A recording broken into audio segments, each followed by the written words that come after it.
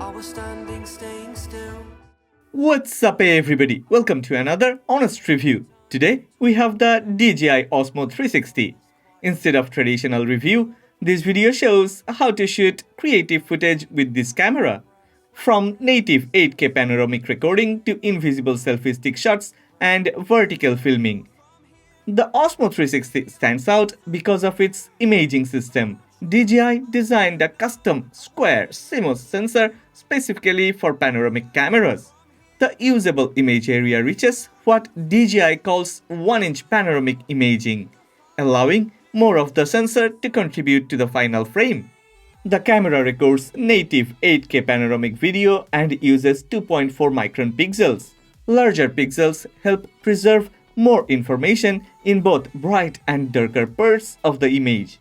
When filming scenes with strong contrast, such as bright skies above buildings, highlights stay controlled while darker areas keep clear surface detail. One of the most recognizable shots with a 360 camera is the invisible selfie stick effect. The technique is simple, yet the result can look very cinematic. The camera records the full environment around it. When the selfie stick stays perfectly aligned with the camera body, the stitching process removes the stick from the final image. The camera then appears to float beside the subject.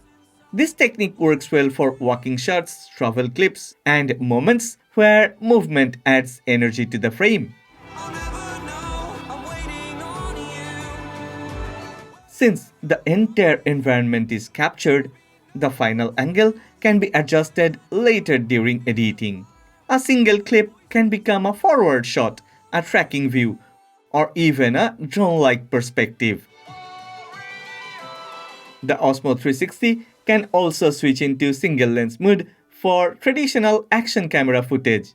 In this mode, the camera records ultra-wide video that works well for first-person perspective shots. Walking, running, or simply holding the camera while moving creates an immersive point of view look. The camera supports ultra-wide recording up to 5K resolution, while Boost Video Mode allows recording at 4K 120 frames per second with a very wide field of view. This mode works well when the goal is to capture action instead of the full surroundings. It delivers the familiar feel of an action camera while still benefiting from DJI's stabilization and color processing. Okay, the Osmo 360 also supports ultrawide vertical recording. This mode captures footage directly in a 9:16 format, which works well for YouTube Shorts, TikTok, and other vertical platforms. Instead of cropping a horizontal frame later, the camera records a tall field of view from the beginning. This keeps more of the scene visible and avoids losing elements near the edges. For creators producing short-form content, this option simplifies the shooting process. Low light performance is another area where the Osmo 360 performs well. The larger pixels allow the sensor to gather more light compared with smaller pixel designs. During night filming, street lights and building lights maintain clearer edges while darker areas keep visible texture. Noise remains controlled and highlights stay balanced. The camera also includes a super night mode designed for darker environments. In mixed lighting scenes, such as city streets, this mode helps maintain clarity across the frame. Yeah, after recording, the editing stage becomes one of the most interesting parts of using a 360 camera. Inside DJI Mimo or DJI Studio, which I prefer to use, footage can be reframed after shooting. Instead of choosing the angle during filming, the framing can be selected later in editing.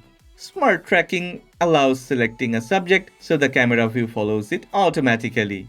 Panoramic movement templates also create smooth camera motion with minimal effort. Well, it's time to wrap up. I think the main advantage of a 360 camera is flexibility. The camera records the full environment first and the final angle can be chosen later. With native 8K recording and flexible editing tools, DJI Osmo 360 becomes a powerful creative camera. Where do I